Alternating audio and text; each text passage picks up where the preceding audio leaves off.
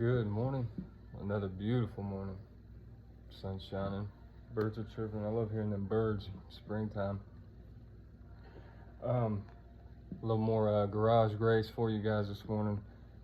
Just reading the word again this morning, getting our day right. In John chapter 5.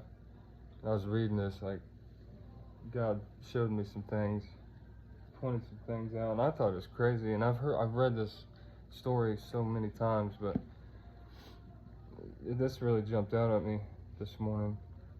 And so let's get into it. We're in John chapter 5.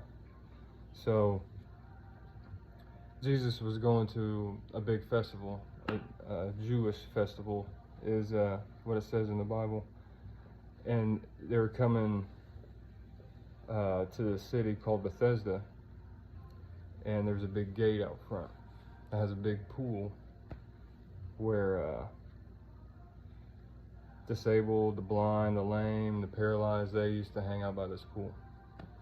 So we got that covered, like the scenery here.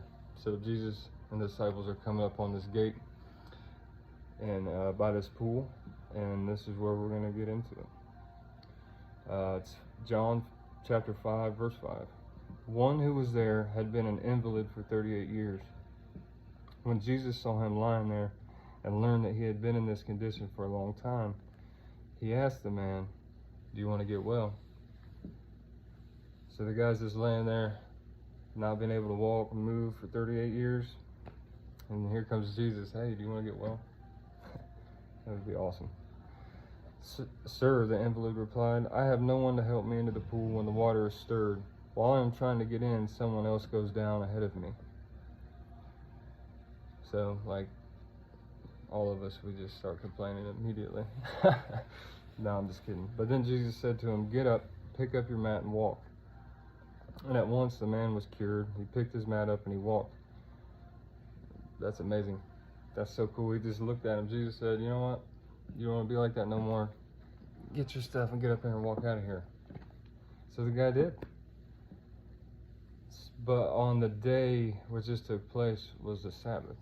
You're not supposed to work on the Sabbath. So all the Jewish leaders said to the man who had been healed, "This guy has been healed. He hadn't been able to walk for 38 years. And the first thing these guys say, 'Hey, who healed you? And why are you carrying your mat on the Sabbath?' And the man said, 'I don't know. He healed me,' and he walked away and got lost in the crowd."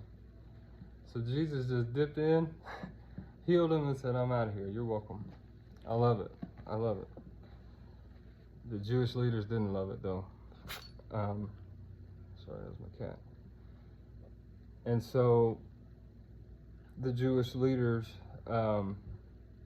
asked the man who healed him, and the guy didn't know. So later on, Jesus found him walking around the temple, and he said, "See, you are well again. Stop sinning, or something worse may happen to you." So the man went away and told the Jewish leaders that it was Jesus who had made him well. So because Jesus was doing these things on the Sabbath, the Jewish leaders began to persecute him. And this is the part where it just blows my mind right here is, the man was healed, a miracle was performed, a miracle happened in front of a bunch of people. A lot of people saw this happen. And the first thing the Jewish leaders are like, "You healed this man on the Sabbath, and you're not supposed to be working." And they missed the miracle. They were so caught up in the everyday rules that we make, and we get so focused on these rules. I feel like we do this at church. I feel like we do this throughout life, is we get so caught up in our own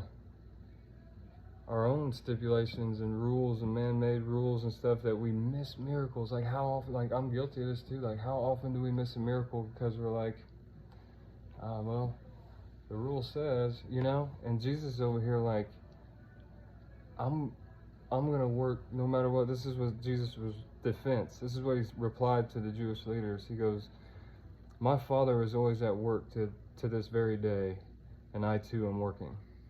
And so for this, they wanted to kill him even more.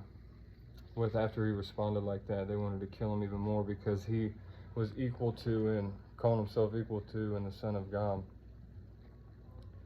And I thought that was a pretty smooth response. I'm always at work. I think that's cool. But the point of this and what he was really trying to point out to me, I think in my heart is, let's not get caught up in all these rules and stuff that we're missing miracles. Like this man he couldn't walk for 38 years, excuse me, and he's cured. But everybody around him started focusing on the day or the time or the hour that the miracle was. It still blows my mind that the miracle happened and they're focused on rules and when it happened. Not who's the man and how did this miracle happen when he performed it, this love on the Sabbath. And I think Jesus really did that on purpose too.